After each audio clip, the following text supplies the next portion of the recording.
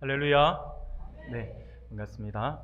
오늘도 하나님께서 이 오후 시간에도 큰 은혜를 베풀어 주신 하나님의 은혜를 마음껏 누릴 수 있는 복된 시간이 되기를 바랍니다.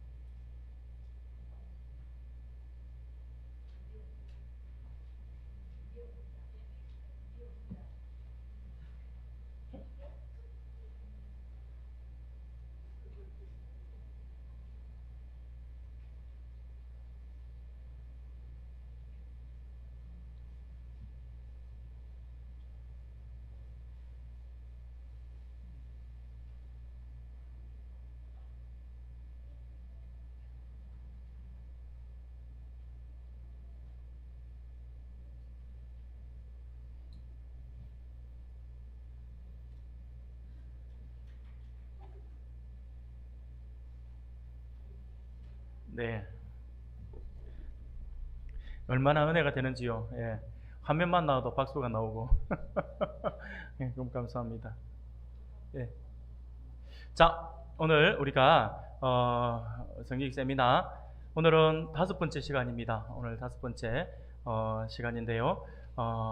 우리가 먼저 우리가 늘 매분 우리 성지기 세미나 때에 우리가 함께 읽는 본문의 말씀입니다.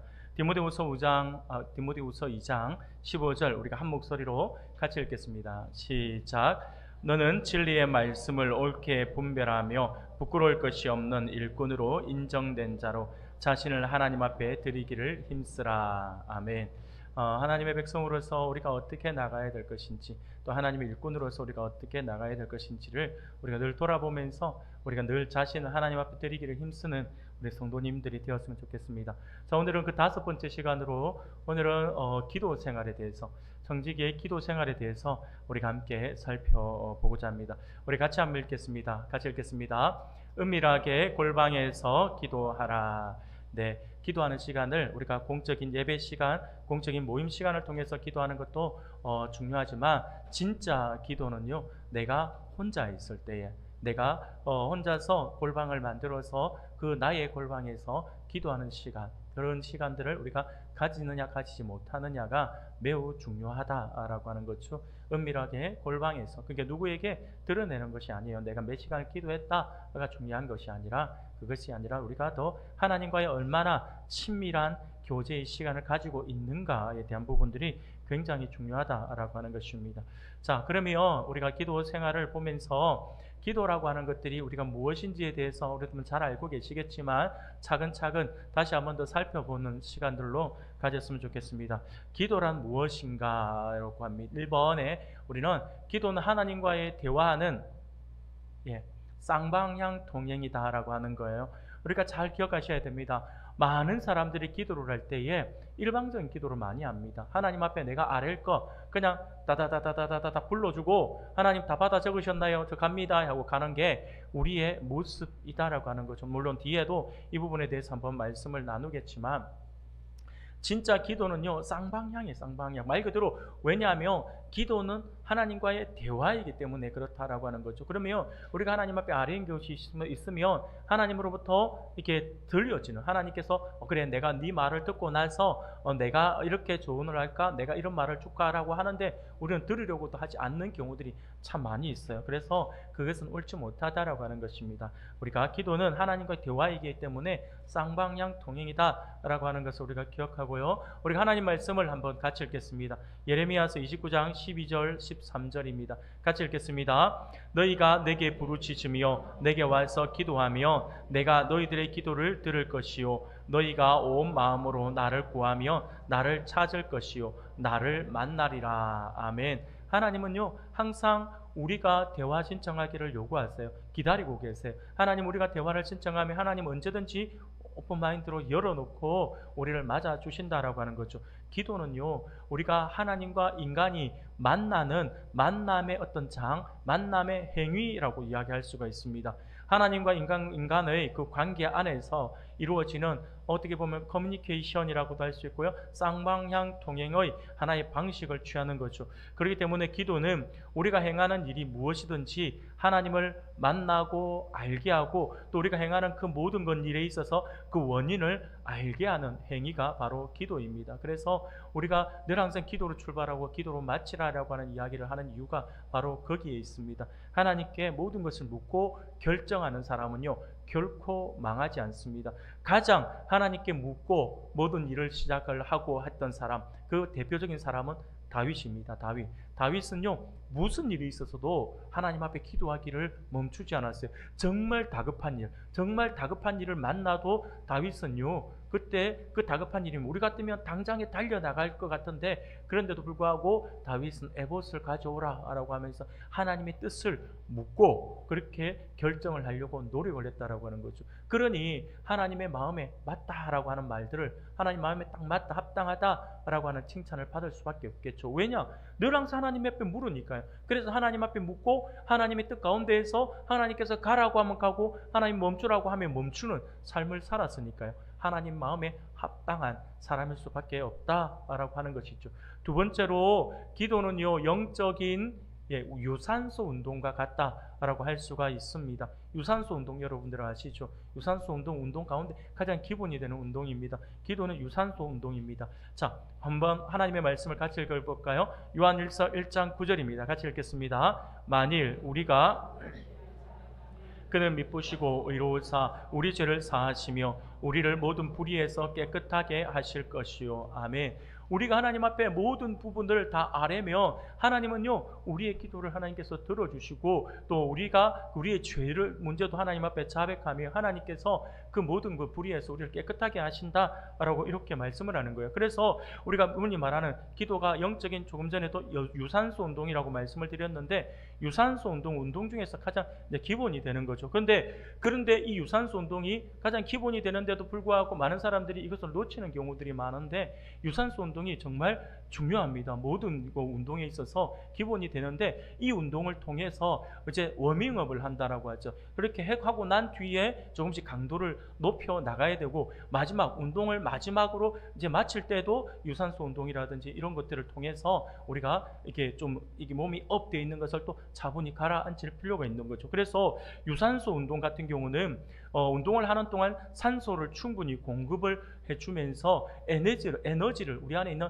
어떤 운동 에너지를 더욱더 발생시키는 그러한 운동이다라고 할 수가 있습니다. 그래서 이 유산소 운동이 무시되고 처음부터 격한 운동을 하게 되면 그처럼은 몸이 다 풀리지 않은 상태에서 운동을 하는 경우들이 많기 때문에 빨리 지치거나 아니면 다칠 위험도 매우 크다라고 하는 것입니다. 그래서 유산소 운동과 같이 우리가 아주 기본이 되는 그러한 것들이 우리 안에 지켜져야 합니다. 우리가 흔히 말하는 기도할 때, 기도는 영혼의 호흡이다라고 이야기를 하잖아요. 그것처럼 우리 영적 산소가 충분히 공급되게 하는 것이 바로 기도예요. 유산소 운동처럼 그런 기도라고 하는 것입니다. 그래서 기도는 우리의 영적 에너지를 발생시키는 것이다라고 할 수 있습니다. 그래서 유산소 운동과 같다라고 이야기를 할 수가 있는 것입니다. 세 번째로 기도는요, 하나님의 일을 성취하는 방법이다라고 할 수가 있습니다. 하나님의 일을 성취하는 방법이 바로 기도입니다. 요한복음 우리가 같이 한번 볼까요? 요한복음 14장 13절 14절 한 목소리를 같이 읽겠습니다. 너희가 내 이름으로 무엇을 구하든지 내가 행하리니 이는 아버지로 하여금 아들로 말미암아 영광을 받으시게 하려 함이라. 내 이름으로 무엇이든지 내게 구하며 내가 행하리라. 아멘. 기도는 하나님의 일을 성취하는 방법이라고요. 하나님의 일을 이루기 위해서 우리가 반드시 기도가 필요합니다. 여러분, 기도를 통해서 우리가 이 하나님의 성취를 분명히 우리가 알 수가 있어요. 근데 만약에 우리가 기도하지 않는다고 해서 하나님의 일을 그러면 성취되지 않는가라고 착각을 하시면 안 됩니다. 그것은 아니에요. 그것은 아닌데, 근데 만약에 내가 기도하지 않은 상태에서 하나님의 어떤 일들이 이루어졌다라고 생각을 해봅시다. 우리는 무슨 착각을 하는 줄 아세요? 그것이 우연히 일어났다라고 생각을 해요. 우연히 일어났다든지 아니면 엉뚱한 이야기들을 하게 돼 있어요. 그것이 기도의 응답인 줄을 전혀 모르고 있다라고. 왜? 기도를 하지 않았으니까요. 그러니까 그 부분들을 몰라요.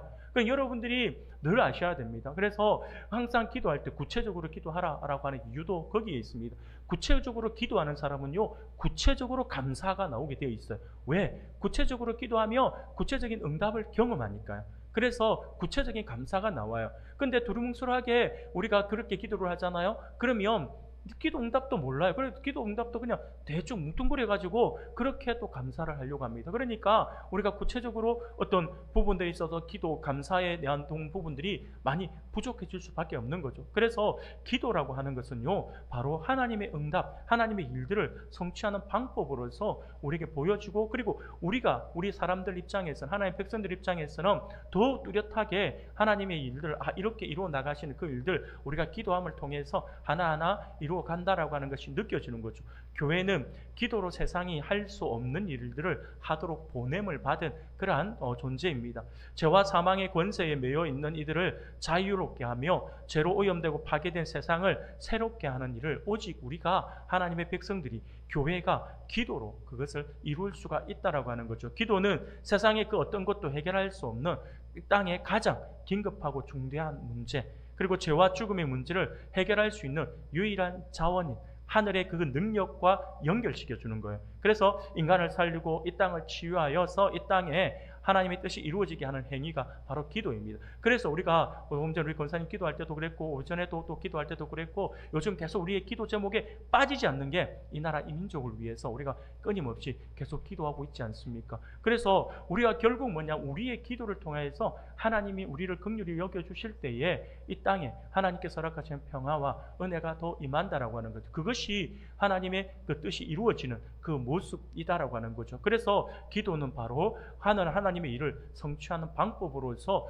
교회가 마땅히, 성도가 마땅히 해야 되는 행위다라고 하는 것입니다. 네 번째로 볼까요? 네 번째로, 기도는요, 문제 해결의 열쇠와도 같아요. 문제 해결의 열쇠와도 같은 것이 바로 기도입니다. 그래서 우리 주님은요, 기도에 대해서도 이렇게 우리에게 가르쳐 주십니다. 마태복음 7장 7절입니다. 잘 아시는 말씀이죠. 우리가 같이 한번 볼까요? 시작. 구하라, 그리하면 너희에게 주실 것이요, 찾으라, 그리하면 찾아낼 것이요, 문을 두드리라, 그리하면 너희에게 열릴 것이니. 아멘. 사랑하는 여러분, 우리가 기도할 때 하나님께서, 우리 주님께서 우리에게 직접적으로 이렇게 말씀을 해주셨어요. 우리에게 구하라고 말씀을 해요. 구하라, 너희에게 주실 것이다. 찾으라, 찾아낼 것이다. 그리고 두드리라, 그러면 너희에게 열릴 것이니 라고 하잖아요. 이게 기도예요.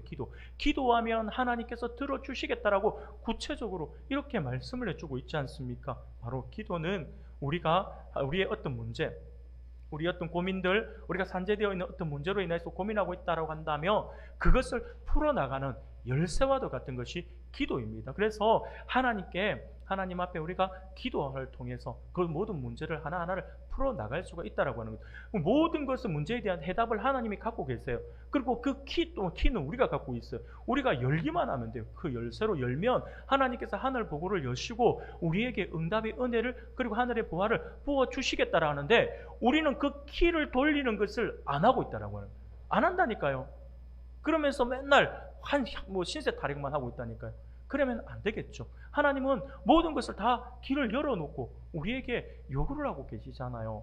하나님이 주시려고 딱 이렇게 하나님께서 딱 스탠바이 하고 계신데 우리가 그것을 요구를 하지 않으니까 안 된다고, 기도하지 않으니까 응답을 은혜를 누리지 못하는 경우들이 많이 있다라고 하는 사실들을 우리가 분명히 기억해야 할 것입니다.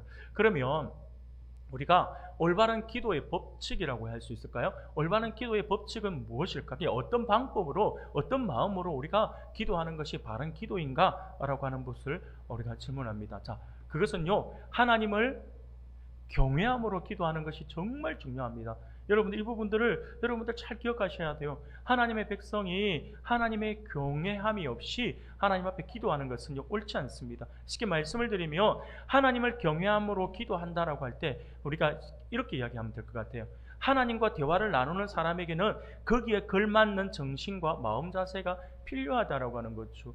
존중이잖아요. 우리가 예를 들어 가지고 목회자인 저하고도 마찬가지예요. 목회자인 저에게 누군가가 이야기를 할 때 존중을 표하면서 이야기하느냐, 그러지 않고 그냥 뭐 대충 뭐 이렇게 던지듯이 이야기하느냐라고 할 때에 듣는 이게 그 이야기들이, 요거에 대한 이야기들이 다 달라져요. 저도 마음가짐이 달라요. 굉장히 존중이 되면서 하면 빠르게 급하게 뭐 이렇게 빨리 처리해야겠다 하는데, 대충 막 그냥 툭 뭐 던지듯이 막 그냥 대충 아무렇지도 않게 그냥 예의도 없이 그냥 툭툭 던지면 그것이 중요하다라고 하는 것이 느껴지지가 않아요. 그렇기 때문에 우리가 사람과 사람과의 대해서 이야기할 때도 그러잖아요. 여러분 아무리 장난을 많이 치고 늘 농담도 많이 하고 늘 뭐 그냥 까불까불하게 하는 사람도 진짜 자기가 필요할 때, 그 필요한 걸 요구할 때는 장난 안 치죠. 웃음기가 싹 사라지고 진지하게 이야기하잖아요. 그렇잖아요. 그러면 상대방이 보고 오늘 너무 진지하게 이야기하는 모습을 보면서 지금 이게 급하구나라고 하는 게 느껴지잖아요. 여러분, 우리가 하나님에 대할 때도 이런 부분들이 필요합니다. 예의가라고 하는 게 정말 필요하죠. 사람과 사람과의 대화에도 예의가 필요하듯이 하나님과의 대화를 나누는 사람에게는 하나님이라고 하는 그분, 하나님에 맞는, 거기에 걸맞는, 하나님과 대화자로서의 걸맞는 정신과 걸맞는 마음 자세가 필요하다라고 하는 거죠. 그게 뭐냐니까 경외함이다라고 하는 것입니다. 불경스럽거나 충동적이거나 경솔한 그러한 요구가 있어서는 안 되겠죠. 하나님을 바르고 순수하게 우리가 주시하지 못하게 하는 우리의 어떤 육적인 근심과 생각을 버리고 전심전력해서 하나님께로 향하는 마음을 우리가 가져야 합니다. 그것이 경외함 안에 포함되어 있습니다. 기도하는 사람은요, 이런 모든 염려들, 우리 안에 있는 모든 염려를 일단은 내려놓아야 돼요. 내려놓고 자신의 어떤 악한 습성들을 초월해서 하나님 앞에 적합하고 순결한 상태로 나아가야 합니다. 아무리 내가 기도할 줄 모른다 하더라도 하나님 앞에 기본적인 자세는 우리가 갖추어 나가야겠죠. 그것이 하나님께 세상 사람들 대하듯이, 마치 내 친구 대하듯이, 우리 하나님께서 우리에게 나의 버치다, 나의 친구다 이렇게 말을 한다고 해서 내가 내 친구 대하듯이 하나님을 대할 수는 없는 거잖아요. 하나님을 대할 때는 우리가 그런 어떤 맞는 마음, 거기에 맞는 격식이 필요합니다. 그렇다 해가지고 기도할 때마다 갑자기 다 정장 입고 와서 기도하십시오 이런 말은 아니에요. 우리의 마음가짐입니다. 마음가짐을 우리가 이야기하는 거니까 여러분들이 잘 기억해서, 그리고 하나님 앞에 기도할 때는 경외하는 마음으로 우리가 기도를 해야 한다라고 하는 것입니다. 그리고 두 번째는요, 진심으로 부족함을 느끼며 회개하는 마음으로 기도해야 한다라고 하는 것입니다. 쉽게 말씀을 드리면 무슨 말이냐니까, 내가 하나님 앞에 기도할 때에 그 기도의 대부분은 하나님께 요구하는 거잖아요. 하나님의 도우심을 구하는 거잖아요. 아니면 하나님의 뜻을 구하는 거잖아요. 그런데 마치 기도하는 사람이 정말 자신의 어떤 부족함이라든지 모자람이라든지 나약함을 전혀 느끼지 않은 상태에서 마치 모든 것을 다 안다라고 하는 생각으로 하나님 앞에 대충 하나님 대충 말씀해 주시던가, 내가 대충 하나님 뭘 요구하시고 하나님 뭘 기뻐하시는지 알아요. 아는데 기도를 안 할 수는 없고 그냥 대충 하나님 응답해 주세요 이러면 하나님이 그 응답을, 그 기도를 들으시겠습니까? 안 된다고 하는 거죠. 여러분 기억하셔야 돼요. 하나님 앞에 우리가 기도할 때는 항상 하나님께 무언가를 요구를 할 때는 우리가 자신이 정말 진심으로 내가 부족하다라고 하는 것을 먼저 느껴야 합니다. 그래야지만 내가 나약하다, 그러니까 하나님 앞에 엎드릴 수 있죠. 그리고 또 마찬가지로 회개하는 마음이 우리 안에 곁들여 있어야 합니다. 우리 안에 어떤 잘못된 부분, 하나님은 정결한 자를 하나님께서 원하시고 하나님이 마음이 청결한 자를 하나님이 볼 것이다 라고 이야기를 했는데, 우리 안에 회개의 마음이 없고 우리 안에 정말 죄를 안고 있다라고 한다면 우리의 기도가 하나님 앞에 진솔한 기도가 될 수가 없습니다. 진솔한 기도가 되지 않고 자기의 죄 부분을 감춰두려고 해요. 그러면서 그 부분들은 덜추어내지 않고 다른 부분, 요구사항만 자꾸 이야기를 하려고 하거든요. 그런데 하나님은요, 우리의 마음 깊은 곳까지 아시잖아요. 그래서 우리 안에 있는 죄의 문제, 회개, 그 죄의 문제를 하나님께서 해결하기를 원하신다라고 하는 거죠. 그래서 기도할 때 항상 자신의 무력함을 느끼면서 자신이 구하는 모든 것이 얼마나 필요한 것인가를 진심으로 생각하고 간절한 마음으로 하나님 앞에 그것을 얻고자 해야 한다라고 하는 거죠. 그러기 위해서 반드시 우리 안에 있는 죄의 문제가 내려놓아져야 되겠죠. 바로 회개가 선행되어져야 한다라고 하는 것입니다. 세 번째로, 자신에 대한 신뢰를 버리고 겸손하게 용서를 빌며 기도해야 할 것입니다. 자신에 대한 신뢰를 버리고, 자신에 대한 신뢰를 버린다 해서 내 자신을 잊어버려라 라고 하는 것은 아닙니다. 그래서 어떤 내가 할 수 있다, 내 능력이 많다, 그 부분들에 대해서 나는 부족하다라고 하는 거죠. 부족하다고 하지만 내게 능력 주시는 자 안에서 내가 모든 것을 할 수 있습니다라고 하는 믿음이 있어야겠죠. 그래서 나는 부족하지만 하나님이 나와 함께 하신다면 나는 할 수가 있습니다라고 하는 그 마음들이 있어야 되겠죠. 바로 겸손입니다. 겸손. 겸손이 우리 안에 반드시 필요합니다. 기도는요, 여러분들 잘 기억하셔야 돼요. 기도는요, 우리 안에 열정만으로 한다고 해서 다 되는 것이 아닙니다. 그래서 뜨겁게 기도한다고 막 손들고 고함을 지르고 목이 다 쉬어라고 그렇게 기도하는 거 중요하죠. 그렇게 하는 거 정말 열정적으로 하는 거 정말 보기에도 좋습니다. 그런데 그렇게 기도하는 사람들의 가장 큰 오류가 뭔지 아세요? 그렇게 기도하지 않는 사람들을 업신여긴다라고 하는 거예요. 그렇게 기도하지 않으면 기도 응답이 안 된다라고 생각. 기도는 그런 게 아니야라고 생각. 내가 하는 기도가 다다라고 생각을 하는 거예요. 그래서 문제가 되는 거예요. 그래서 과거에 여러분들 아시죠? 순복음 교회단이 처음 성장해서 조영기 목사님을 중심으로 해서 이게 여의도 순복음 교회가 정말 기하급수적으로 성장을 했어요. 근데 아시는 것처럼 여의도 순복음교회는 장로 교단이 하고 있었던 모습과는 전혀 다른 모습을 보였어요. 그 당시만 순복음이 처음 생겼을 때만 하더라도 장로 교단은요, 예배 시간 박수 치는 거 그거 아니다라고 생각을 해요. 박수 못 쳤어요. 어디 찬송을 하는데 박수를 치고 있어? 어디 감히 교회에 딴 따라 갖고 와가지고 교회에서 딴 따라 치고 막 저런 이상한 악기 저거. 옛날에 그분들의 눈에는 저런 드럼, 기타 이거 전부 다 나이트클럽이라든지 어떤 세속적인 음악 할 때 쓰던 거잖아요. 그래서 저걸 딴따라로 불렀잖아요. 어디 세속음악 하는 걸 갖고 들어와가지고 하나님이 거룩한 예배. 그래서 그 시대는요, 모든 예배 그랜드 피아노 이런 거 못 들어왔어요. 없이 뭘로만 했습니까? 순수 올겐만 했어요. 올겐만 가지고. 그래서 교회들이 뭐 전자올겐, 저때 그 파이프 올겐 이런 거 있으면 엄청 부자잖아요. 그러니까 소리가 다면 음악도 짱 하면서 교회 들어오면 그냥 좀 저희처럼 시작하면 목사님들 다 같이 묵도를 들리리 무릎으로 막 이렇게 하면 그럼 파이프 올간이 쫙 깔리잖아요. 그러니까 소리만 듣고 왠지 경건이 막 묻어지는 것처럼 막 그러잖아요. 그렇게 하는 그 시대에 순복음이 들어왔어요. 순복음이 들어와서 막 박수 치면서 쫙 하고 심지어 옆에 이만한 북 갖다 놓고. 예전에 제가 청년부 각 올라갔을 때에 교회에서 우리 섬기는 교회에서 대형 버스를 하나 샀어요. 47에서 그 시대 당시로 최고급 버스를 샀어요. 시내버스, 일반 관광버스보다 제일 좋은 버스를 하나 샀어요. 버스를 샀는데 이 버스를 성도들이 경험을 해야 되잖아. 타봐야 되잖아. 그래서 교회에서 만들어낸 것이 뭐 교회 모범 학생, 모범 청년, 그리고 교회 뭐 어떤 구역장 이런 분들 서울 여의도 순복음교회 탐방을 한다 했어요. 그래서 여의도 순복음교회를 갔어요. 금요일 저녁 집회를 참석했는데 본당은 못 들어가고 따로 된 또 이게 큰 성전이 있더라고요. 지하 성전인데 거기 들어갔어요. 거기서 화면을 보고 이제 하는데 기도회 할 때 하는데 저는 깜짝 놀랐어요. 반주도 없어요. 반주도 없고 그 가운데 큰 북 하나 갖다 놔놓고 그러면서 이제 기도회를 시작하는 거예요. 그러면 찬송하고 예배 그 설교 전까지 막 찬송을 하는데 반주자가 없어가지고 뭐지라고 생각을 했어요. 근데 갑자기 찬양 인도하시는 분들이 은혜가 되시는 분들은 아무나 나와서 반주를 부탁합니다 했더니 갑자기 20-30명이 와 뛰어나와요. 뭔가 싶었어요. 반주자가 정해지지 않고 그냥 은혜 되는 사람 뛰어나오세요. 한 20-30명이 저 뒤에서부터 막 100m 달리기 하듯이 다다다닥 뛰어오는데 아무리 뛰어간들 제일 앞에 앉아있는 사람한테 되겠습니까? 제일 앞에 있는 자매가 딱 자리에 앉으니까 다른 사람들 하면서 돌아가더라고요. 근데 그 다음부터가 제가 저를 경악하게 한 게 있어요. 그게 뭐냐면 자, 찬송가 몇 장 하겠습니다. 찬송가 몇 장 이제 부르잖아요. 부르면 다 같이 막 전부 다 찬송가도 안 갖고 있어요. 전부 다 폰을 그냥 옛날 그 해병대 박수처럼 해병대는 이렇게 하잖아요. 이렇게 막 하는데 얼마나 하는지요. 그래 찬송을 저도 그 분위기에 맞춰서 역시 열심히 뜨겁게 찬송을 했어요.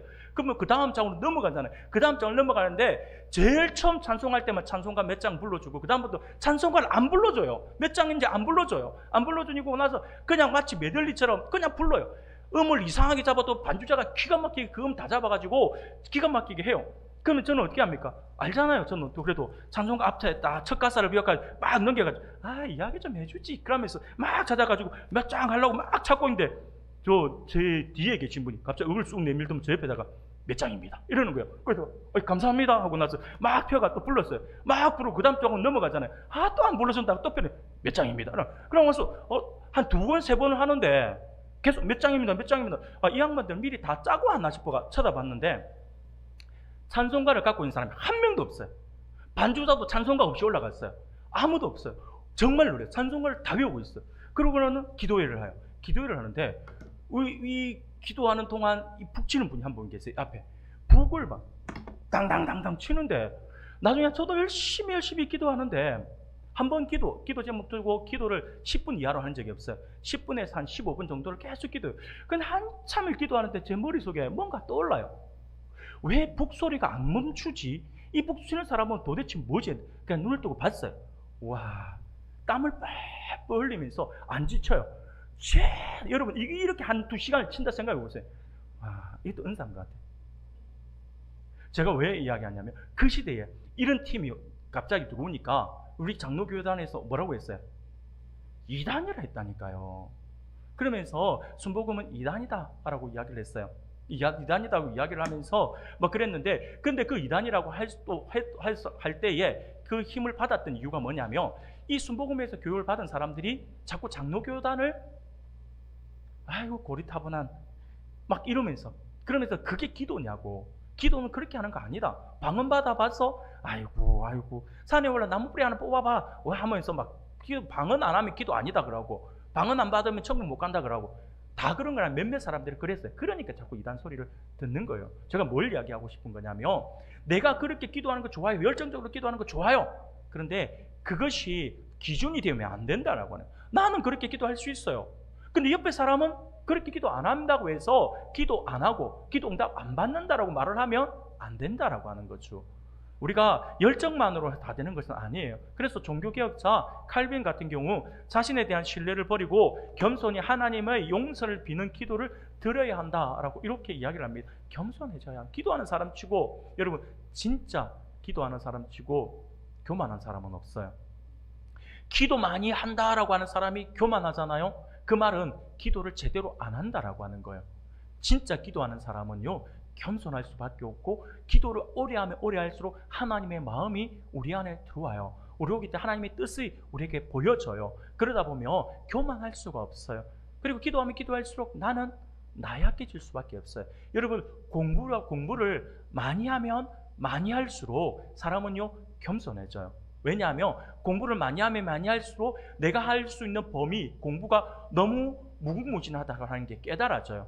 정말 공부를 많이 하면 많이 할수록 박사학위를 가지고 있잖아요. 그러면 이 사람이 정말 다 보면 진짜 그 공부를 많이 한 사람은 내가 박사학위를 갖고 있는 자체가 부끄럽구나. 나는 알고 있는 것이라고는 조그마한 한 분야, 세상에 그 많은 분야 가운데 아주 미세한 부분 하나만 가지고 내가 공부를 해서 박사학위를 받았구나. 근데 우리는 박사 그러면 다 똑똑한 줄 알아요. 아니에요. 따지고 보면요, 박사, 예전에 어느 목사님, 어느 분이 그러더라고요. 저 박사요, 개미 더듬이 연구해가지고 박사학위 받았어요. 저는 개미 더듬이 말고는 몰라요. 막 그러더라고요. 그게 박사예요, 박사. 그러니까 진짜 공부 많이 한 사람은요 겸손할 수밖에 없어요. 그래서 누군가 그러잖아요. 세상에 가장 무서운 사람이 누구냐고. 책 한 권 읽고 모든 것을 다 안다라고 말하는 사람. 내가 아는 게 다가 아니에요. 그래서 우리 기도도 마찬가지입니다. 내가 하는 기도가 다라고 생각을 해서는 안 됩니다. 진짜 진정으로 기도하는 사람은 겸손하게 자신을 낮출 수밖에 없는 거죠. 그래서 자신의 부족함을 하나님 앞에 드러내는 그 기도가 진짜 기도다라고 하는 것입니다. 네 번째로, 확신이 있어야 돼요. 확신 있는 소망을 가지고 기도해야 한다라고 하는 것입니다. 기도는 우리가 필요로 하는 모든 것을 하나님께로부터 얻을 수 있다라고 하는 그거 어떤 희망, 소망에 대한 증거라고 할 수가 있습니다. 그래서 여러분들 기도하는데 내가 응답받지 못할 거다, 아니면 응답받을 거라고 하는 확신이 없다라고 하면 그 자체가 모순이에요. 여러분 믿지 않는 사람들도 응답될 거를 믿고 기도해요.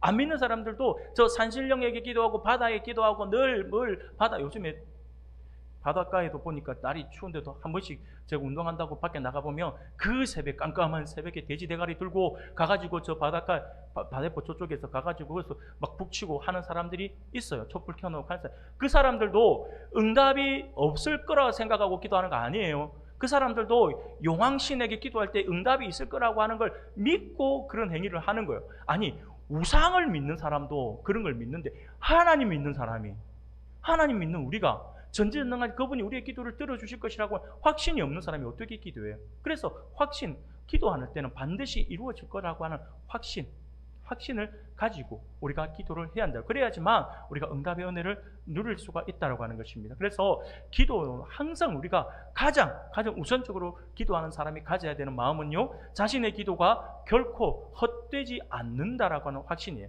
그것이 지금 당장 응답이 되지 않는다 하더라도 우리가 나중에라도 하나님께서 때가 되면 우리의 응답을 주실 것이다 라고 하는 확신을 가지고 있어야 됩니다.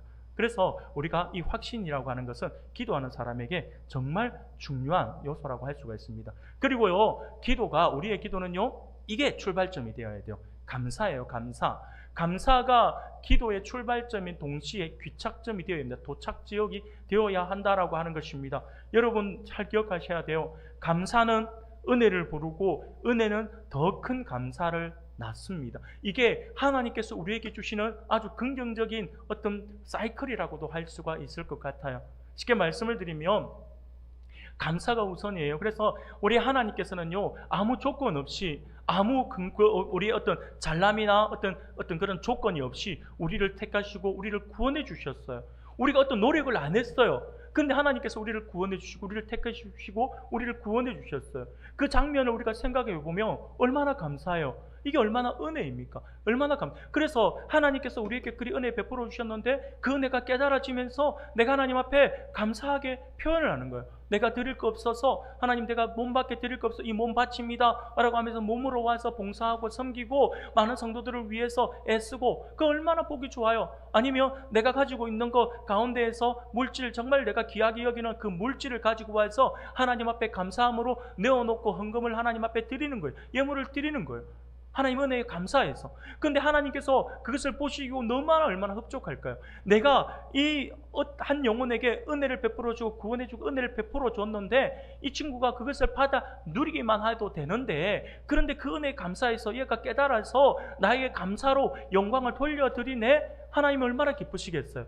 그래서 그 감사로 또 영광을 돌려드리는 그 사람에게 하나님께서 더 큰 것을 돌려주는 거예요. 더 큰 것을 주면 어떻습니까? 또 그 받은 은혜에 감사해서 또 하나님 앞에 우리가 감사를 하면 하나님께서 더 큰 은혜로 또 더욱게 이렇게 계속해서 우리가 돌아가는 거죠. 이게 바로 하나님께서 우리에게 베풀어 주신 은혜의 하나의 방편입니다. 그렇기 때문에 여러분들 기억하셔야 될 것이, 감사는 은혜를 부르고 은혜는 더 큰 감사를 낳는다라고 이야기를 하는 겁니다. 감사로 구할수록 은혜를 받고 은혜를 받을수록 더욱더 우리는 감사해야 한다라고 하는 거죠. 감사와 간구는 영혼의 숨쉬기 운동과 같은 것 같아요. 무슨 말이냐면, 영혼은 간구로 하나님의 은혜를 들이마시고 감사로 찬미로 내쉰다라고 하는, 마치 우리가 호흡을 들이쉼과 내쉼이 있는 것처럼 하나님께 우리의 영혼의 호흡을 통해서 하나님의 은혜를 우리가 들이쉬며 마시는 거죠. 들이쉬었다가 내뱉어야 되죠. 숨을 들이쉬었으면 내뱉어야 되잖아요. 내뱉는 것이 바로 우리가 감사로 하나님을 높여드리고 찬미로 하나님을 영화롭게 하는 그것인 거죠. 그래서 들이마시지 않으면 내쉴 것이 없듯이 구하기를 그치면 감사하는 것도 그치게 된다라고 하는 거죠. 그래서 우리의 기도는 감사가 기도의 출발점이 되어야 한다라고 하는 거예요. 그리고 마지막 동시에 귀착점이 되어야 한다라고 하는, 끊임없이 감사로 시작해서 감사로 마치는 모습이 우리 안에 있어야 한다라고 하는 거죠. 이게 바로 바른 기도의 모습이다라고 하는 것입니다. 그런데 우리 한국교회가 지금까지 우리가 기도에 대해서 많은 훈련이 되고 많은 부분에 우리에게 가르쳐주고 보여주고 있었지만 한국교회 기도에 있어서 좀 문제점이 많아 있었던 것은 사실입니다. 그래서 어떤 문제점이 있냐라고 하는 것을 살펴보면요, 이거예요. 조금 전에도 말씀을 드렸는데 우리 한국교회 대부분의 많은 성도들이 하는 기도는요, 일방통행적 기도라고 할 수가 있습니다. 이게 아주 좀 보면 이래서 우리가 응답을 받지 못하는 경우들도 많아요. 제가 조금 전에 아까 제가 순복음 교단을 비난하고 순복음 교단을 폄하시고 하고자 이야기하는 것이 아닙니다. 아닌데 순복음 교회 대부분의 많은 성도들 가운데에서 했던 것이 하는 기도의 방식들이 일방통행적인 그 방법들이 참 많았어요. 하나님 앞에 정말 손들고 부르짖고 막 주여 주여 하고 막 그렇게, 그 모습이 정말 보기 좋았어요. 뜨겁게 기도했어요. 근데 그렇게 뜨겁게 기도하고 하나님의 응답이라든지 하나님의 음성을 듣겠다든지 하는 그런 시간들을 가지지 않고 무조건 내가 아랠 것만 아뢰고 그냥 하나님 다음에 또 올게요 하고 가는 경우들이 많았다라고 하는 거죠. 근데 그게 순복음뿐만 아니라 우리 장로교단도 마찬가지였습니다. 대부분의 우리의 기도는 하나님 앞에 우리가 아래고 돌아가는 것이 우리의 기도의 대부분의 모습이었다라고 하는 거죠. 조금 전에 말씀드린 것처럼 기도는 하나님과의 대화라고 했잖아요. 여러분 한번 생각해 보세요. 우리가 누군가와 대화를 나누어요. 누군가가 대화를 나누는데 뭐 그분이 나의 뭐 부모일 수도 있고 친구일 수도 있고 아니면 이성 교제하는 어떤 상대방일 수도 있어요. 그런데 내가 대화를 하는데 그 사람은 말 한마디 안 하고 자기만 계속해서 이야기를 하고 간다 생각해 보세요. 그러면 상대방의 기분이 어떨까요? 아니, 반대로 생각해 봅시다. 내가 누군가를 만나가지고 나도 그와 대화를 나누고 공감하고 싶고 대화를 통해서 서로의 어떤 안부를 묻고 이런 걸 하고 싶은데 만나자마자 막 쉼없이 앞에 있는 친구가 끊임없이 자기 이야기만 하는 거예요. 막 계속 다다다다 지치지도 않나 할 정도로 1시간 내도록 막 이야기하다며 지 이야기 다 끝나고 난 시간을 딱 보더니 아이고야 시간 벌써 이리 됐다. 미안해 내 먼저 갈게. 간다 생각해 보세요. 그 친구 다시 만나고 싶습니까? 안 만나시고 싶죠. 나도 뭔가 이야기를 해야 되잖아요. 뭐는 이야기를 하고 서로 교제를 나누고 아니 자기가 막 이야기를 하면 거기에 대한 어떤 답도 내가 같이 한번 연구도 해보고 생각도 해보고 이런 대화를 통해서 교제가 이루어져야 되는데 자기 혼자만 실컷 이야기하고는 자기 다 가버리는 그러한 모습은 우리로 하여금 관계를 단절시키는 하나의 방법이 될 수밖에 없는 거죠. 그래서 대부분의 우리의 기도가 그런 기도였다라고 하는 거죠. 기도는요 하나님과 나누는 대화입니다. 그렇기 때문에 기도는요 조금 서두에 말씀을 드린 것처럼 쌍방향이 되어야 돼요. 그래서 여러분들 정말 앉아서 여러분들 기도할 때도 조용히 묵상하는 시간들을 가지는 것들도 참 중요합니다. 하나님 앞에 아뢰는 시간도 필요하고요 묵상하는 시간도 필요합니다. 하나님의 음성을 듣고자 그렇게 해야 됩니다. 근데 만약에 앉아 있을 때에 우리가 기도를 했는데 우리가 앉아서 기도하다가 묵상한다고 하는데 하나님의 음성이 들려지지 않고 하나님의 뜻이 보여지지 않잖아요. 그렇다고 해서 하나님의 음성을 듣겠다고 막 하루 종일 앉아 있으면 우리가 아무것도 못 합니다. 그럴 때는요 저렇게 기도하시다가 멈추시면 돼요. 그러면 하나님의 응답은 반드시 기도할 때 기도자의 귀에 들려지는 음성으로 다만 하나님 답을 하시는 게 아니에요. 하나님의 응답은요 우리가 집에서 성경을 보면 돼요. 성경을 보면서 말씀을 통해서 또 이 은혜가 선포되는 예배의 자리를 통해서 어떤 때는요 기도의 응답이 놀랍게도 내가 교제하는 우리 성도 안의 그 교제를 통해서 그렇구나 라고 하면서 이야기 되어지는 경우들도 있습니다. 그렇기 때문에 우리가 항상 우리 주변의 어떤 관계 안에서 하나님께서 베풀어 주신 은혜 그것들을 우리가 찾아보는 것도 참 재밌는 하나의 방법일 수도 있습니다. 그러니까 중요한 것은 뭐냐면 기도는 일방통행이 되어서는 안 되는데 지금까지 우리가 일방통행적인 기도를 했다라고 하는 거죠. 참된 기도는 올바른 대화를 통해서 하나님의 뜻을 받아들이고 또 하나님의 뜻을 기다리며 분별하도록 애쓰는 기도가 참된 기도다라고 하는 거죠. 두 번째로 우리가 지금까지 이런 기도를 해왔습니다. 바로 자기중심적 기도를 지금까지 우리는 너무 많이 해왔어요. 자기중심적 기도. 기도는요 나의 뜻대로 나의 필요를 쫓아 구하는 것이 아닙니다. 항상 근데 많은 사람들이 자기중심적인 부분들이 너무 많아요. 기도는 여러분들 잘 기억하셔야 될 것이 뭐냐면 기도란 무언가라고 했을 때에 그 기도는요 우리가 뭐 영혼의 호흡이다 하나님과의 대화다 이런 이야기를 많이 우리가 하지만 엄밀히 이야기하면 기도는요 한마디로 딱 우리가 정리를 한다면 하나님의 뜻을 알기 위해 하는 행위다라고 할 수가 있어요. 하나님의 뜻을 구하는 거예요. 하나님의 뜻을 구하는 거예요. 그래서 내가 원하는 나의 기도 제목이 있고 내가 원하는 응답의 길이 있어요. 있음에도 불구하고 그것을 하나님 앞에 강력하게 하나님 저 이거 해주세요 이거 해주세요 하는 것이 아니라 하나님의 뜻은 무엇입니까? 라고 묻는 거예요. 근데 하나님의 뜻이 내가 세웠던 나의 계획과 반대로 자꾸 보여질 수 있어요. 그러면요 빠르게 내가 계획한 것들을 수정해야 돼요. 하나님께서 바른 걸 보여주셨으니까요. 그래서 여러분 진짜 기도는요 하나님의 뜻을 구하는 것이고 하나님의 뜻을 구하는 그 단계 안에서 내 것을 내려놓아야 합니다. 그래야지만 내가 바른 기도를 할 수 있는데 근데 많은 지금까지 우리의 기도는 그러지 못했어요. 자기중심적인 기도, 자기중심적인 내 기도부터 먼저 하고 내 응답이 더 급한 거죠. 옆에 사람이 굉장히 큰 문제를 가지고 있어도 그것은 크게 안 느껴져요.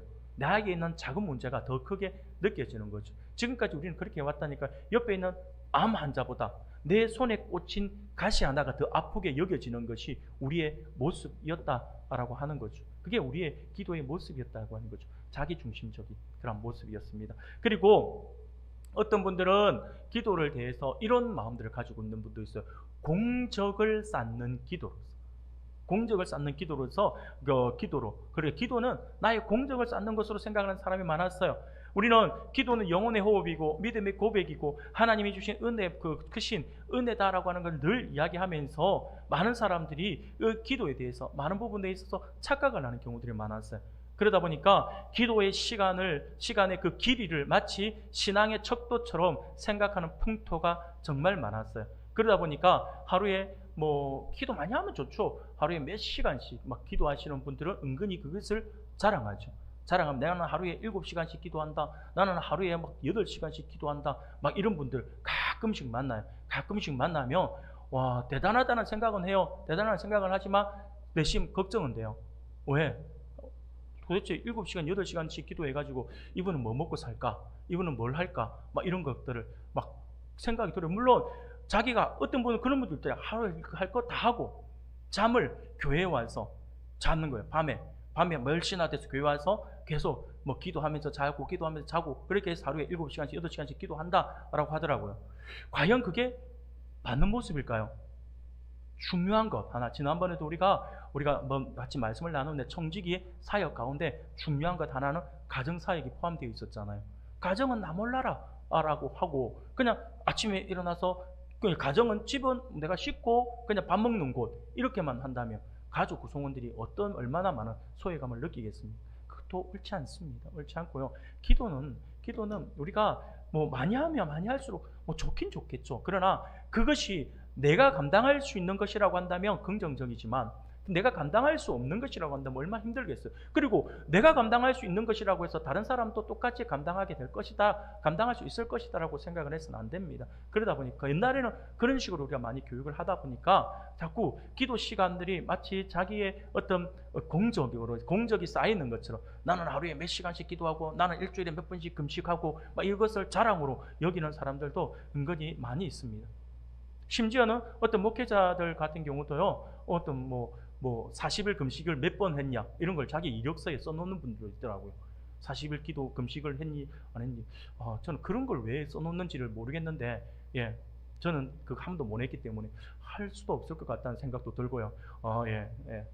40일 그 다급해지면 어떤 결단을 내리겠지만 그걸 할 수 있고 감당할 수 있는 그런 어떤 그 은혜가 될 때에 그것이 이루어지겠죠. 그러나 그것게 할 수 있다라고 해서 그것이 마치 나의 자랑처럼 그래서 자기 이력을 쓰는데 40일 금식 기도 몇 번 막 이런 걸 쓰는 분들이 이건 기도를 공적으로 쌓는 자기의 어떤 그런 행위로 밖에 보여지지 않는다라고 하는 거죠. 그래서 어떤 사람들은 금식 기도를 몇 번 했니, 철야 기도를 얼마나 했니, 막 그런 거 자신의 이력으로 세우려고 하는 사람들도 있는 것을 보면 참으로 씁쓸하다라는 생각이 들어집니다. 기도는요 그렇게 이루어지는 것은 아니다라고 하는 거죠. 그리고 네 번째로 기도를 우리는요 현세적 축복을 앞세우는 기도로 우리가 여길 때가 많이 있습니다. 그러다 보니까 우리가 과거에는 우리 한국, 특히 우리 한국 사람은요, 우리 한국 사람도 그렇고 우리 아시아계 사람들은 막 그런 경우가 많은데 복이라고 하는 걸 너무나도 많이 추구를 하잖아요. 복이라고 하는 것을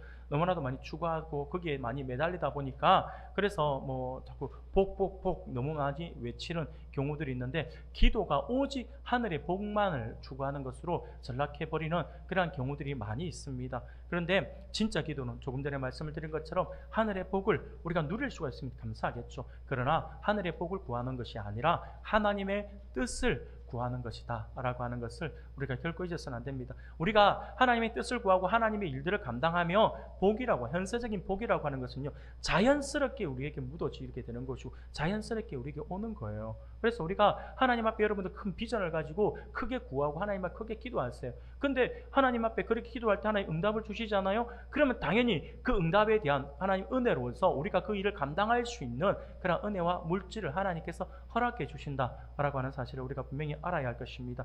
이웃을 위한 봉사나 헌신에는 매우 소극적인 반면에 이제 복을 받는 것이라고 한다면 적극적으로 나서는 이런 모습들은 우리가 잘못된 것입니다. 그래서 예전에도 보면 기도회 또 우리가 뭐 기도 모임, 뭐 축복 기도회, 축복 모임 뭐 그렇게 하며 사랑도들은 많이 모였는데 그냥 뭐 신앙에 대한 어떤 부분들을 접근한다 하며 그러지 뭐 그거 부분들이 많이 이제 뭐 중요하게 여겨지지 않는 시대가 있었죠. 물론 요즘에는 그런 부분이 많이 바뀌어져서 교회에서 목회자들도 많이 이런 부분에 있어서 좀 샤머니즘적인 어떤 그런 문화, 우리 안에 잔재되어 있는 그런 것들을 많이 우리가 빼내려고 많이 노력을 하죠. 그러나 우리가 과거에는 이렇게 했었고 이런 의식을 가지고 있었던 분이 많다라고 이렇게 우리가 생각을 해볼 수 있습니다. 자, 네 번째로 기도 응답에 있어서 종류, 우리가 기도할 때에 어떤 응답이 있을까라고 하는 부분들에 대해서 우리가 한번 살펴볼 필요가 있습니다. 우리의 기도에 있어서, 기도의 응답에 있어서, 자, 첫 번째는 즉시 응답되는 경우가 있어요. 기도할 때 바로 하나님께서 기도할 때 바로 들어주시는 경우들이 많이 있습니다. 그래서 이게 굉장히 다급한 기도인 거죠. 다급한 기도인데 그 기도는 하나님께서 바로 들어주십니다. 성경을 볼까요? 자, 마가복음 14장 30절, 31절 우리 같이 한번 읽어볼까요? 같이 읽겠습니다.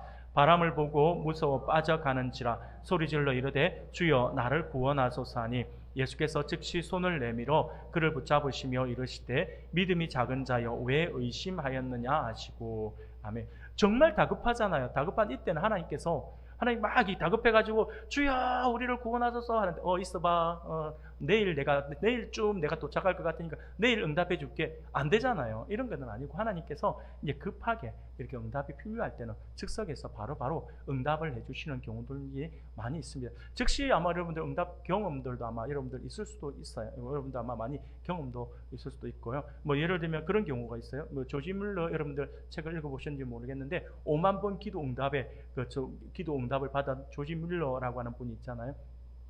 고아의 아버지라고 하잖아요. 그래서 그 간증 책들을 읽어보면 그런 경우가 있어요. 어느 날 아침에 먹을 것이 딱 떨어져가지고 막 기도하는데 근데 음식은 없어요. 음식은 없는데 아이들 데리고 식사 기도를 하는 거죠. 하나님께서 분명히 주실 것이라고 하는 믿고 기도했는데 기도 딱 끝나자마자 밖에서 노크 하고 문이 열려가지고 그래 보니까 눈이 너무 많이 빵집에 빵차가 몇 시까지 가야 되는데 눈이 너무 많이 와가지고 이 빵차가 빵을 배달을 하지 못해가지고 근데 이 빵을 다 버릴 수는 없는데 마침 고아원이 있어서 일단 빵을 여기다가 제공해 드립니다 라고 문 열고 여기 들어와서 또 기도 응답으로 바로 아이들 밥 굶기지 않고 이렇게 빵을 먹일 수가 있었다라고 하는 간증들도 우리가 많이 보게 되잖아요. 그런 거예요. 즉시 응답 부분들이 우리에게 있습니다. 그리고 그러나 우리가 즉시 응답만 있는 것은 아니겠죠. 당연히 기다리게 하는 응답도 있습니다. 기다리는 것이 응답일 수도 있어요. 기다리게 하는 거.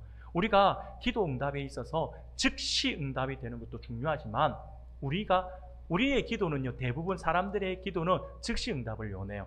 기도할 때 바로 응답이 되는, 막 엘리야처럼 불로 응답하소서 할 때 갑자기 하늘에 불이 빵 떨어져 제단을 빡 태우는 이런 것들을 우리가 많이 선호하잖아요. 그런데 하나님께서는요, 기다리게 하는 것 또한 하나님의 응답의 한 방법으로 우리에게 그것을 사용하신다라고 하는 거예요. 직접적으로 이렇게 기다리라고도 말씀을 하셨어요.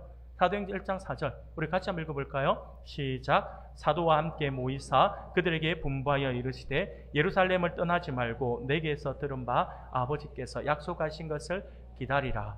기다림이 중요하다라고 하는 거예요. 기다림이. 그러나 반드시 기도는 응답이 된다라고 하는 거죠. 근데 우리는요, 그걸 못 기다리잖아요. 기다리는 게 우리에게 참 힘들어요. 특히 우리 한국 사람에게는 더더욱이 기다림이라고 하는 게 참 힘든 것 같다라는 생각이 들어집니다. 그러나 기다림은 정말 좋은 인내는 성령의 열매 가운데도 있다라고 하는 사실 우리가 분명히 아셔야 할 것입니다. 끈기와 기다림이 중요하다라고 하는 것. 그리고 또 기도 응답에는요, 이런 것도 응답이 있어요. 안 된다 응답이 있어요. 안 된다도 응답이에요. 응답. 왜 그럴까요? 내가 요구하는 것이 하나님께서 계획하신 어떤 그림, 하나님의 뜻 안에서는 아니다라고 하는 거죠. 근데 나는 인간이 내 욕심에 아니면 내가 그것을 위해서 이거 가졌으면 좋겠습니다, 이거 있었으면 좋겠습니다 하는 기도가 있잖아요.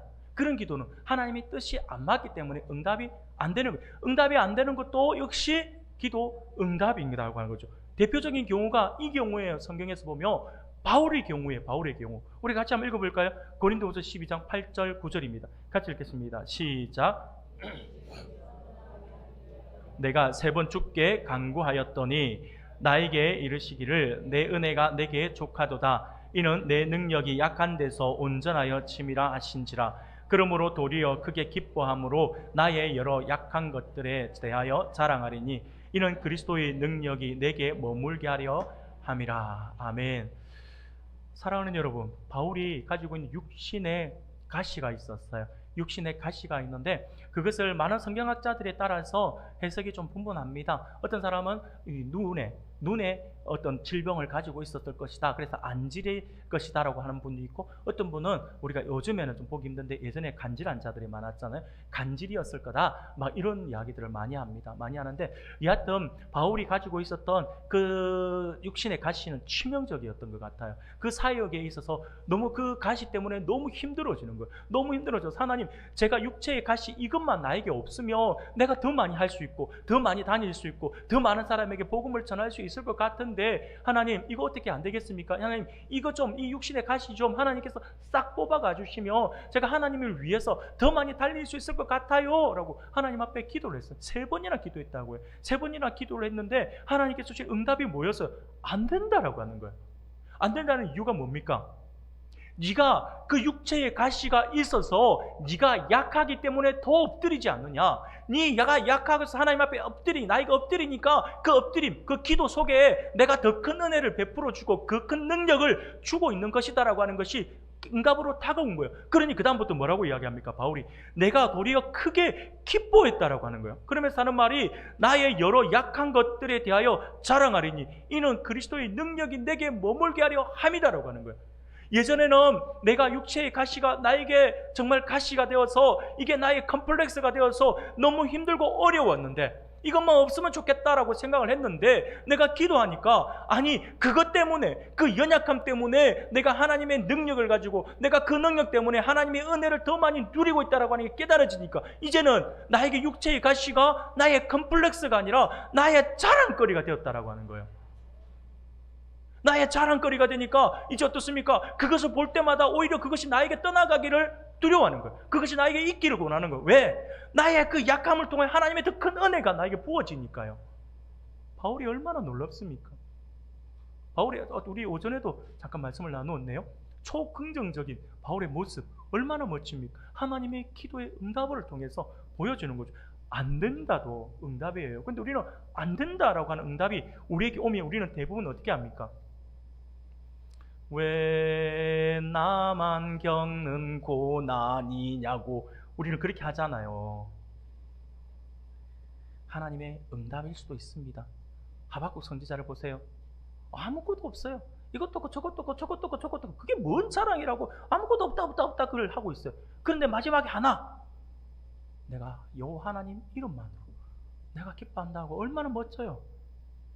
아무것도 없어도 우리에게는 주님의 이름이 있다라고 하는 사실을 믿으시기 바랍니다. 자, 4번째로 구한 것이 아닌 다른 것으로 응답하는 경우도 있습니다. 다른 것으로 응답하는 거예요. 나는 분명히 A를 원했는데 하나님은 아니야 하면서 B를 주신 수도 있다라고 하는 거죠. 다른 것으로 응답할 수가 있어요. 자, 우리가 마태복음을 볼까요? 마태복음 7장 11절이에요. 같이 읽겠습니다. 시작.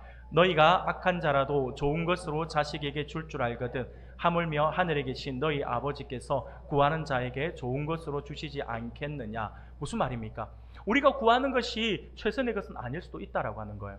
인간이 생각할 때, 내가 생각할 때 그것이 최선일 수도 있지만 하나님이 보실 때는 그것이 아니라 더 좋은 것, 하나님 보실 때 가장 좋은 것이 있다라고 하는, 그리고 그 때가 있다라고. 대부분의 우리는요, 지금 당장 나에게 필요한 것을 우리가 구하지만 하나님은 지금 당장이 아닌 전체에, 우리는 한 사건을 보면서 그 내 눈앞에 있는 한 사건에서 벗어나고자 하는 기도를 하지만 하나님은 한 사건이 아니라 전체의 그림 안에서 하나님께서 모든 것을 만들어 나가시는 거죠. 그렇기 때문에 하나님께서는요, 우리가 생각하는 거 이상의 것이잖아요. 그럼 내가 생각하는 것과 전혀 다른 것으로 응답하실 수가 있다라고 하는 거예요. 예전에 지금 제가 책을 한 권 이제 보고 있는 책이 있는데, 이분이 간증 비슷하게 목사님인데, 간증 비슷하게 목사님 하시는 이야기인데, 자기가 어느 교회에 부임을 하기 전까지 했던 그 과정들을, 한 달간 있었던 과정들을 이게 설명을 하는 거예요. 그 교회에서 뭐 이게 사임을 이제 하게 되었어요. 하게 됐는데 갑자기 원래 계획했던 것이 틀어졌어요. 그러다 보니까 교회에서는 나가야 되고, 근데 나갈 곳은 없고 어떻게 해야 되지 하는데, 그 짧은 순간에 그러면서 이게 어떻게 방황을 하고 있는 그때에 저 미국에서 사역지가 열려가지고 부목사로 오라 했을 때, 다른 옆에 있는 주변에 많은 사람들이 그래 미국에 가서 공부도 하면서 그렇게 또 사역하면 좋을 것 같다, 가는 게 좋을 것 같아 라고 이야기를 하는 거예요. 그러고 나서 그쪽으로 결정할까 했더니 옆에 있는 작은 교회에서 목사님이 담임으로 오시라고 청빙을 온 거예요. 청빙을 하는 가운데에서 그러면서 이렇게 고민을 하는 거예요. 고민을 하다가 여기로 가야 되나 여기로 가야 되나 하다가 결국에는 자기가 작은 교회로 담임을 가게 되었다, 뭐 그러면서 사역을 한다, 이런 이야기들을 하는 그 과정을 이야기하는데, 그 과정에서 자기는 그 작은 교회에 담임으로 가게 해달라고 기도를 한 번도 해본 적이 없고요. 자기의 기도는 그냥 원래 왜 이렇게 됐을까? 왜 처음부터 하나님께서 나에게 이런 어려운 시련을 주실까라고 하는데, 그냥 뭐 미국으로 가겠다라고 결정까지 다 하고, 그렇게 주변에 있는 사람들도 그렇게 이야기를 하니까 맞는갑다 하고 가려고 했는데, 결국 전혀 상상도 못했던 방향으로 하나님께서 움직여 주시더라고 하는 거죠. 그러면서 우리의 기도는 하나님의 그 뜻을 도저히 알 수가 없고 하나님의 뜻을 따라갈 수가 없구나 라고 하는 그런 간증을 제가 본 적이 있습니다. 여러분, 그래요. 우리는 항상 다급한 그것이 최선의 것이라고 생각하지만, 그것은 하나님이 보실 때는 최선의 것이 아니고 차선일 수도 있다라고 하는 거죠. 하나님은요, 우리가 모르는 것을 통해서 최선의 것을 준비하시는 분이시다 라고 하는 사실을 결코 잊어서는 안 될 것입니다. 예, 그리고 다섯 번째, 효과적인 곧 응답받는 기도의 실행 방안은 무엇입니까? 자, 이 부분만 하고 우리가 마치도록 하겠습니다. 우리가 야고보서 5장 16절 말씀을 우리가 같이 한 번 더 같이 읽겠습니다. 시작. 그러므로 의인의 간구는 역사하는 힘이 큼이니라. 아멘. 하나님의 기도는 반드시 응답이 된다라고 하는 것을 구체적으로 하나님께서 이렇게 말씀을 해주신 것이죠. 너희 죄를 서로 고백하며 병이 낫기를 서로 기도하라. 의인의 간구는 역사하는 힘이 크다라고요. 그래서 우리가, 여러분들, 저는 이 야고보서 5장 16절 말씀이 우리 각 이제 3월부터 시작된 우리 각 목장 안에서 정말 이루어지기를 바라는 거예요. 목장을 하는 이유도 바로 여기에 있어요. 소그룹을 통해서 우리가 좀 더 디테일하게 끈끈함이 있어야 돼요. 그래서 소그룹 안에서는요, 원만한 그 관계 안에서 많은 대화들이 오고 가야 돼요. 그러면서 그 안에서 지켜져야 되겠지만, 그 안에서 어떤 기도 제목들도 서로 기도하고 서로 내어놓는 모습이 있어야 합니다. 왜? 소그룹을 통해서 응답의 은혜가 가장 많이 경험할 수 있어요.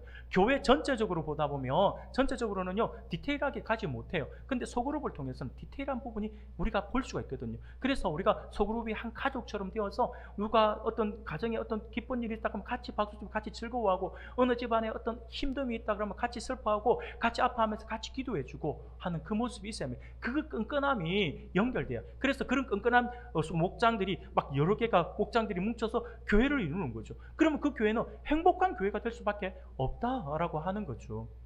바로 의인의 간구는 역사함이 크다라고 하는 이 응답의 이 말씀의 이 기도의 그 모습이 목장 안에 이루어지기를 원한다라고 하는 거죠. 여하튼 그렇습니다. 교회 우리가 효과적 응답받는 기도의 그 모습을 가지기 위해서는요, 우리가 이런 모습이 있어야 합니다. 홀로 한적한 곳을 택하여 기도하라 라고 하는 거예요. 한적한 곳을 택하여 기도하라. 이 말을요, 일단은 우리가 마태복음 6장 6절을 먼저 보고 제가 이어서 말씀을 드리겠습니다. 같이 읽겠습니다. 너는 기도할 때에 문을 닫고 은밀한 중에 계신 내 아버지께 기도하라. 은밀한 중에 보시는 내 아버지께서 갚으시리라. 아멘. 하나님은요, 여러분, 대중적으로 모여서 기도하고 대중적으로 하나님 앞에 기도하는 그거 중요하죠. 중요합니다. 그래서 모이기를 기뻐하고 모여서 기도하는 것이 정말 중요해요. 그런데 우리가 정말 중요하게 여기는 거, 제가 서두에도 말씀을 드렸죠. 여러분, 골방이에요. 골방. 기도의 골방이 있어야 합니다. 여러분들이 기도의 골방을 만드셔야 합니다. 한적한 곳에서 택해서 기도하라. 우리 주님도 제자들과 같이 다니면서 그 바쁜 과정에서 항상 한적한 곳, 혼자 따로 떨어져서 기도하는 시간을 가지셨다라고 하는 거예요. 여러분, 기도의 골방을 만들어야 됩니다. 그렇게 제가 또 기도의 골방을 만들어야 된다라고 이야기를 하면 우리 집은 골방과 같은 다락방이 없는데요 라고 생각을 하고 자꾸 그런 기도방을 만들어야 된다 생각을, 아니, 제 말은 기도의 방을 만들으라고 하는 게 아니라 기도에서 말하는 기도의 골방이라고 하는 것은 뭐냐면 내가 다른 사람 어떤 누군가의 방해도 받지 않고 내가 하나님하고 1:1의 관계 안에서 기도할 수 있는 그 공간, 그 시간이 만들어져야 한다라고 하는 거예요. 그게 어떤 사람에게는 새벽기도 시간이 될 수 있고요, 어떤 사람에게는 또 저녁 시간이 될 수 있고요, 아니면 우리 주부들에게는요 설거지하는 시간이 될 수 있어요. 손은 설거지를 하면서 입으로는 하나님 앞에 기도할 수가 있어요. 또 우리 직장인들은요 승용차를 타고 운전할 때 눈 감고 기도하면 안 되잖아요. 우리 하지 말고 앉아서 또 운전하면서도 기도할 수 있고, 대중교통을 이용하는 사람들은 얼마나 좋아요. 대중교통 이야기, 요즘에 대중교통 이용하면 옆에 사람하고 이야기도 안 해요. 전부 다 폰 꺼내고 폰밖에 안 하잖아요. 대부분 졸든지 그거잖아요. 얼마나 1시간을 간다. 우와, 1시간 동안 내가 기도할 수 있는 시간을 가졌구나. 얼마나 좋아요.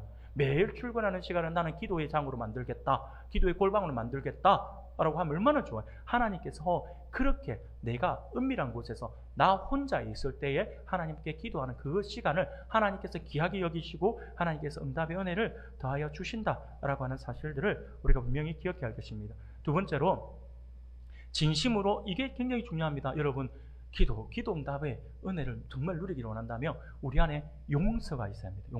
용서가 살아야 합니다.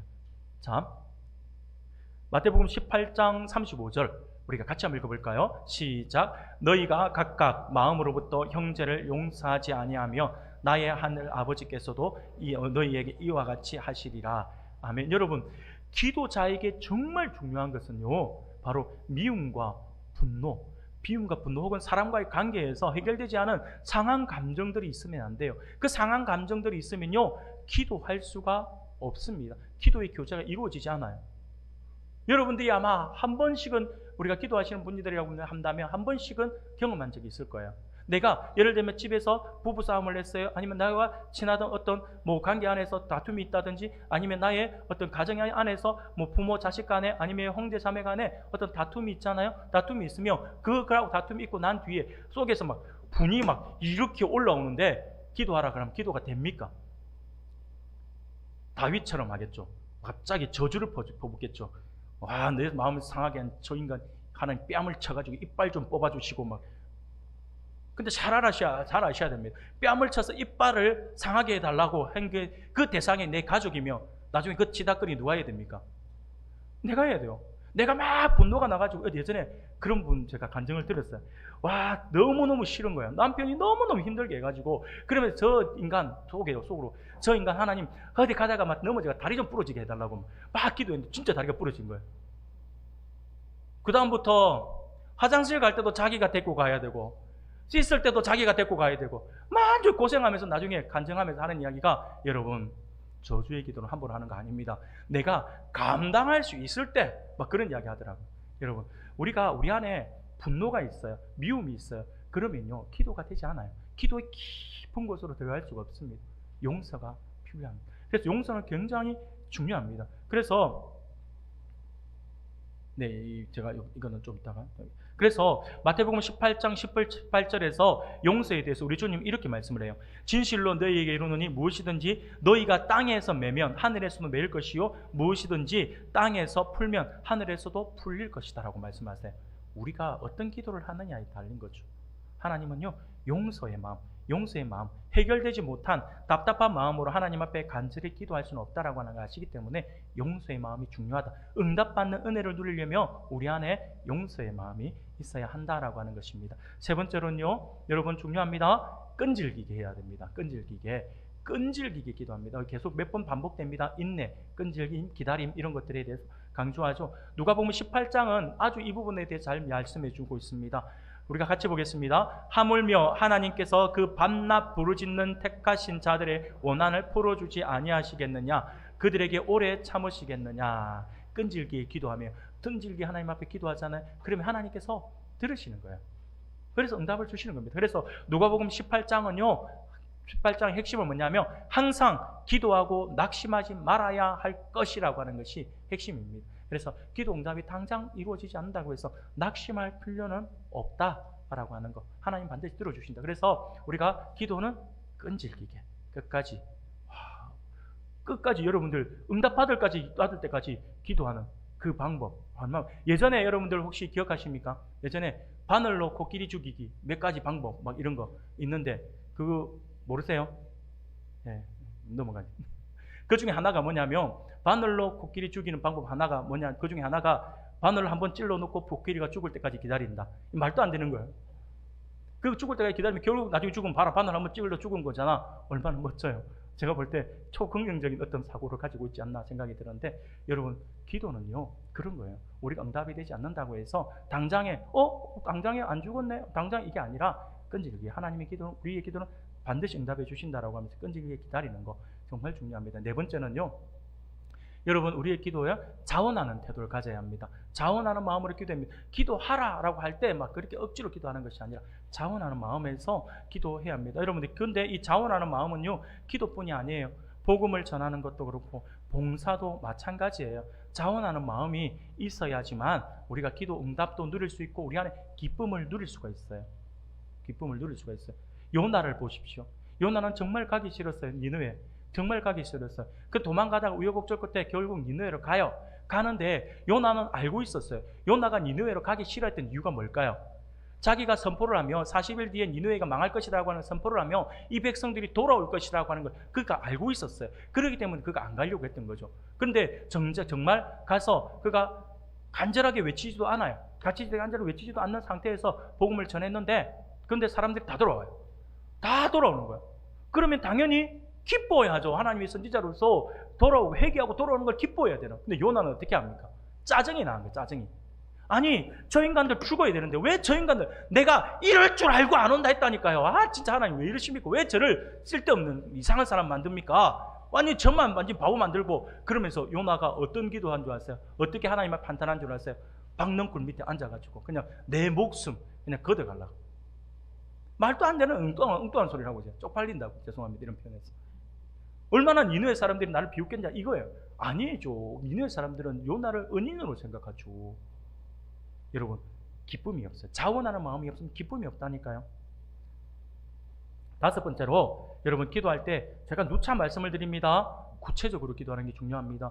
여러분 구체적으로 기도해야지만 구체적인 응답이 무엇인지를 알 수가 있어요. 그렇기 때문에 여러분들 이 두리뭉술하게 이렇게 기도하지 마시고 구체적으로 하나 이렇게 기도하는 게 정말 중요합니다.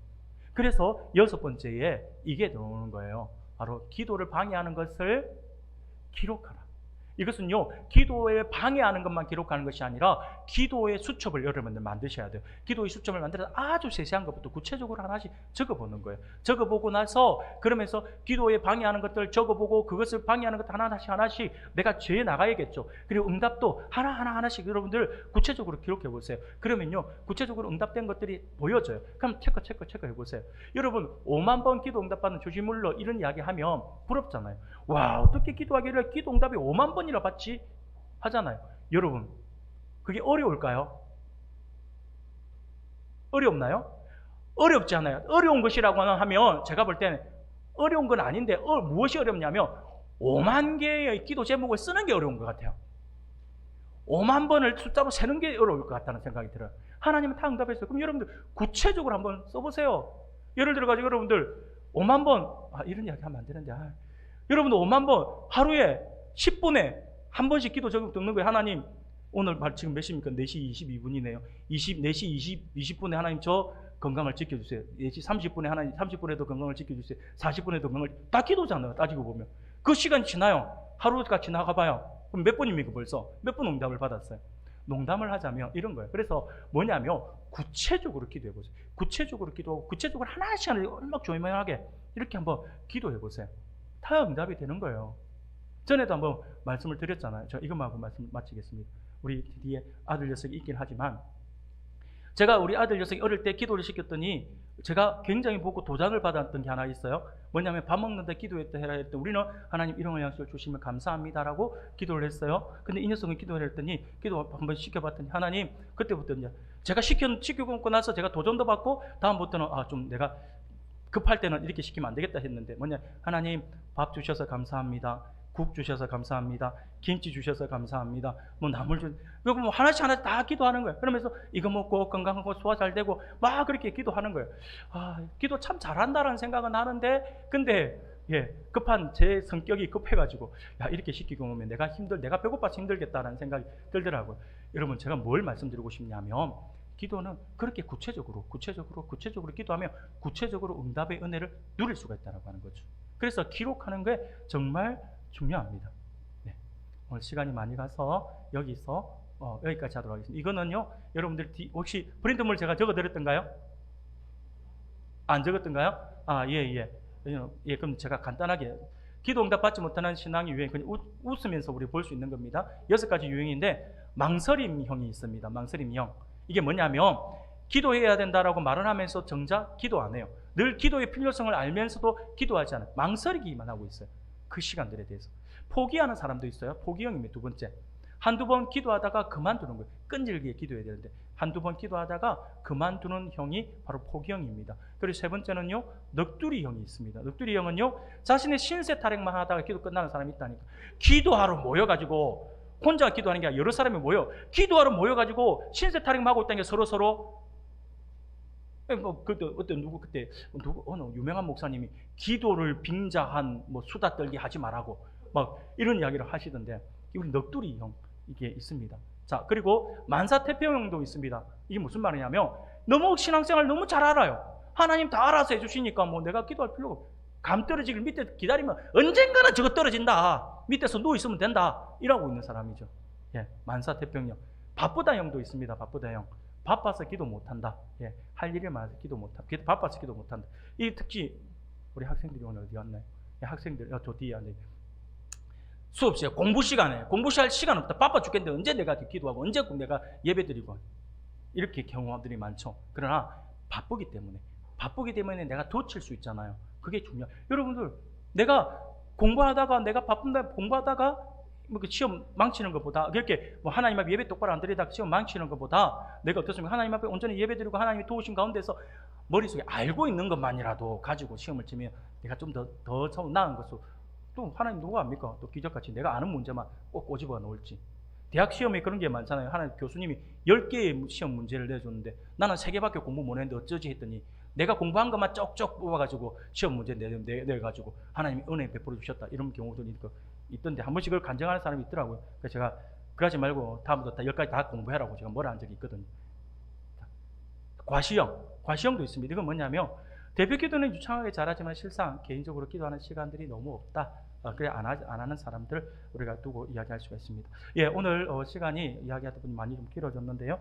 여기까지 하도록 하겠습니다. 여러분들 마지막에 늘 항상 나누는 부분들을 우리가 못했는데 여러분들 적어보세요. 세미나 오늘 말씀을 통해서 우리가 깨달은 거, 그리고 그것을 붙들고 어떻게 실천할 것인가 적어보고 그것을 놓고 함께 기도하는 그런 시간들을 우리가 가져보아야 합니다. 그래야지만 우리가 더 하나님의 베푸신 은혜를 우리가 경험할 수가 있을 것입니다. 자, 오늘은 여기까지 진행하는 걸로 하겠습니다.